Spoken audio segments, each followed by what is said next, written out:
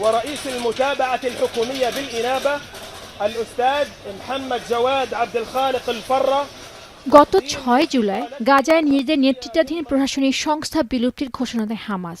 এর মধ্য দিয়ে উপত্যকাটিতে প্রায় ২ দশকের হামাসের শাসনের অবসান ঘটে। এবার গাজায় সম্পূর্ণ নিরস্ত্রীকরণের বিষয়ে হামাস ও অন্যান্য সশস্ত্র গোষ্ঠীগুলোর সঙ্গে একটি চুক্তিতে পৌঁছেছে বোর্ড অব পিস। স্থানীয় সময় বৃহস্পতিবার ট্রুথ সোশ্যাল পোস্টে এ কথা বলেন মার্কিন president Donald Trump. Little flames. Hamas has been, I think they're going to give up their weapons, which is what they promised. এ সময় ট্রাম্প আরও বলেন, হামাসকে নিরস্ত্র করা শেষ হলে ইসরায়েল গাজা থেকে সেনা প্রত্যাহার করবে। পাশাপাশি এই চুক্তির মধ্য দিয়ে একটি নতুন ফিলিস্তিনি সরকার দ্বারা গাজা শাসিত হওয়ার পথে গুরুত্বপূর্ণ পদক্ষেপ বলে অভিহিত করেন তিনি। একই সঙ্গে ইসরায়েল তার প্রাপ্য নিরাপত্তা পাবে, আর গাজা সন্ত্রাসী হামলার ঘাঁটি হিসেবে ব্যবহৃত হবে না বলেও জানান ট্রাম্প। এদিকে চুক্তির বিষয়ে গাজা বোর্ড অব পিস জানিয়েছে, হামাস এবং মধ্যস্থতাকারী দেশগুলো অর্থাৎ মিশর, কাতার, তুরস্ক ও যুক্তরাষ্ট্র গাজা যুদ্ধবিরতির পরবর্তী পর্যায়গুলো বাস্তবায়নের জন্য একটি বিস্তারিত কর্মপরিকল্পনা চূড়ান্ত করেছে। আর সেটি হলো ১. হামাসের অস্ত্র ছাড়তে রাজি হওয়া, ২. নিরস্ত্রীকরণের পর গাজা থেকে ইসরায়েলি সামরিক বাহিনী প্রত্যাহার, ৩. গাজার শাসন ব্যবস্থা গাজা প্রশাসন বিষয়ক জাতীয় কমিটি বা এনসিএজির কাছে হস্তান্তর, ৪.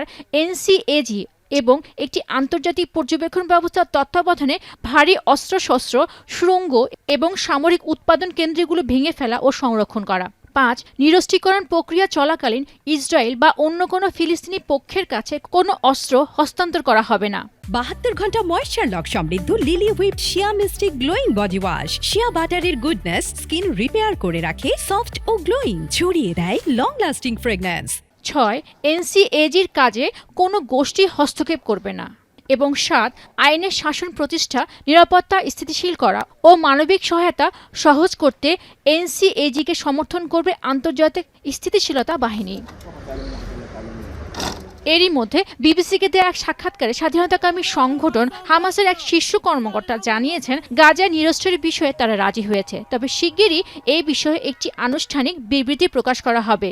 এদিকে ট্রাম্প ও হামাসের পক্ষ থেকে চুক্তির বিষয়ে ইতিবাচক সাড়া আসলো এ বিষয়ে কোনো মন্তব্য করেনি ইসরায়েল, যদিও হোয়াইট হাউস জোর দিয়ে বলছে চুক্তিটি ইসরায়েলের পূর্ব স্বীকৃত একটি কাঠামোর উপর ভিত্তি করে তৈরি।